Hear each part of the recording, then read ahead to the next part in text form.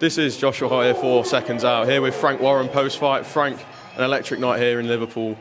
What was your immediate reaction to that main event? Well, it's brilliant. I mean, Nick boxed extremely well against a real tough guy who come to fight, and he broke him down, and the corner did the right thing in pulling him out of the fight, because he would have only got badly hurt. I'll take my hat off to him as a challenger, but Nick is something special, and a very, very good technician.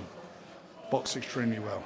A lot of talk about that ending of the first round, excessive holding from TJ Dehaney, which led to a bit of retaliation from Nick Ball. What was your thoughts on that? It was just, things happened, didn't they? Heat of the moment. It didn't affect the fight in any way, did it? He was holding, as you said, excessive holding, wouldn't let go of him, and obviously he got pissed off with it and done what he did. Where do you want to take Nick Ball next? Well, he'll be out again, I hope, in the next 4 months or so. We're getting back out, and then the objective is to try and get that big fight of him and Inoue. Based on what you've seen tonight and the two performances from against Dehaney, how does a fight with Ball and Inoue go? I fancy our man. You know, he obviously had to come up. It was at a different weight than obviously Inoue fights at, but I fancy him because he comes up a weight. I think it's going to be a real tough fight for him, a tough night. Just looking at the undercard quickly, Jack Turner, phenomenal performance, 2-round demolition job. What was your thoughts? Unbelievable. He's a monster, isn't he? I mean, your babyface assassin. He gets you in trouble when you are in trouble. There's no doubt about that. Andrew Kane versus Charlie Edwards, a razor-thin decision to end it all off there. I didn't agree with the scoring at all.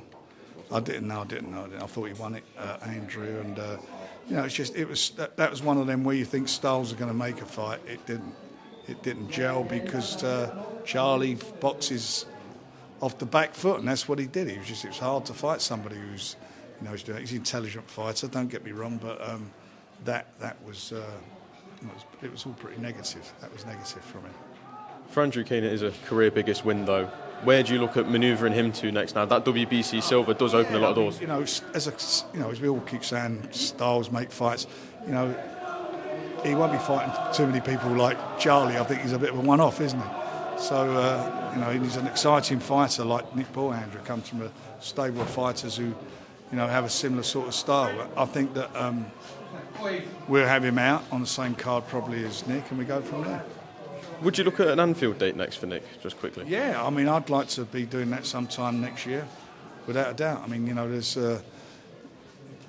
we've built it here, haven't we, over the last few shows. There's getting more and more people in here.